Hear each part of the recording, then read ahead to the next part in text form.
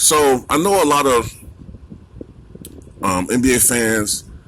I noticed like a lot of people on tickets sections like, well, what's the big deal about Noah? You know, like Noah ain't nobody. You know, he's old, he's washed up, whatever. This is the thing though. If you don't really know who he was and you just look at his stats, you're gonna dismiss him. Like, because people just look at stats now. But the thing about it, you got to know the backstory, and you got to understand what the Clippers need. Okay, Noah, when he was in college in Florida, all right, they won back-to-back NCAA championships. All right, so Noah showed that he could help an organization, and he knew what it took to win all the way back then. Okay, he was a big part of those teams.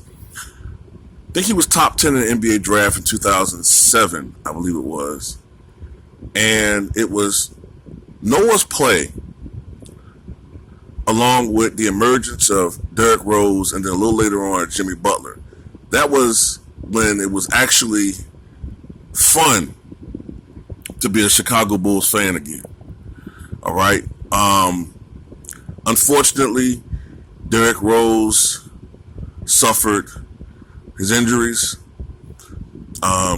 Jimmy Butler ultimately left the Chicago Bulls, and management got frustrated with Noah because even though Noah would go on to be a two-time All-Star, twice first-team All-Defense, I think one year he won. I know he won it. I can't remember what year it was. He won Defensive Player of the Year one year with the Bulls. Even though he had all these accolades, the thing is, everybody sort of thought that Noah would develop offensively to the point where he might even be something like I know it's a tall order, but they felt he might develop into being something like a poor man's Tim Duncan. Not as good as Tim Duncan, but his offensive game never developed. He never developed the moves that people thought he would eventually develop. Okay, but he was a solid player. He was a solid center. Great passer from the post. Great rebounder.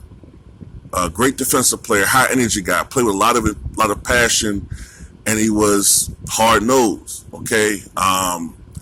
Also, one thing that was very noted back then is he hated LeBron James. Didn't like him. Okay?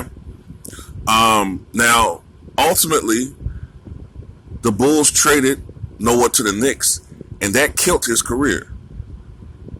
That ultimately just killed his career. He said in an interview that his confidence just left when he was playing with the Knicks. Now, last year, though, he was revitalized playing with the Memphis Grizzlies.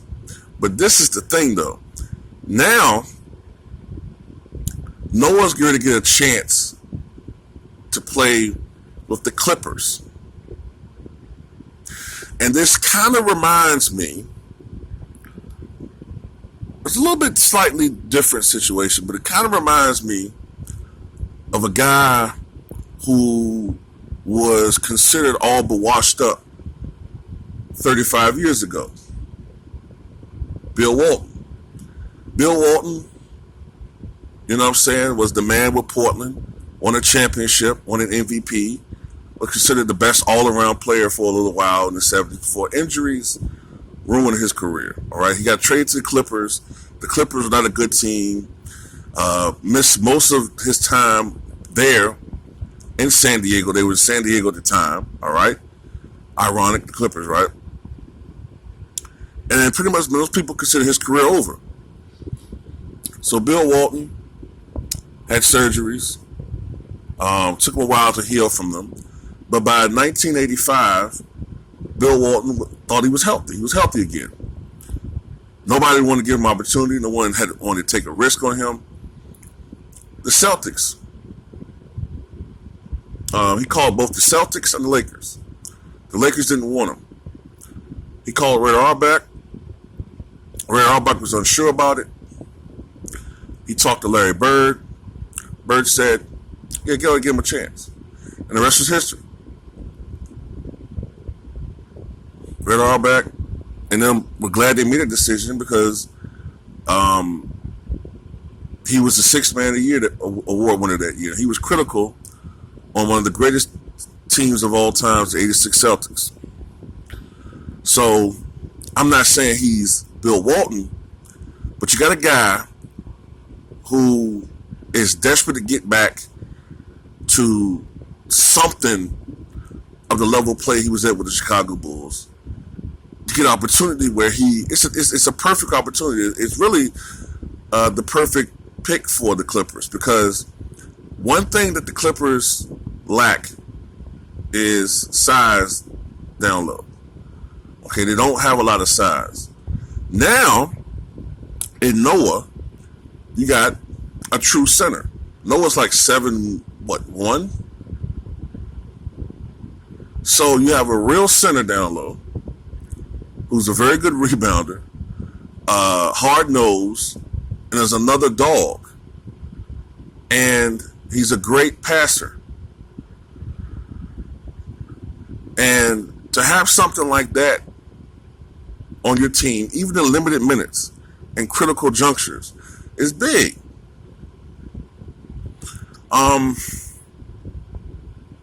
This is the thing too, man.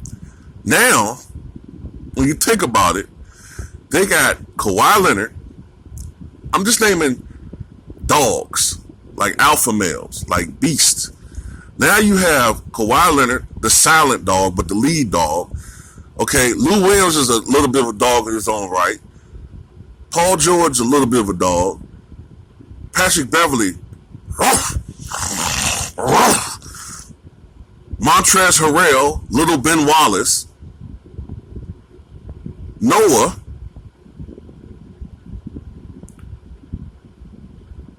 and Morris.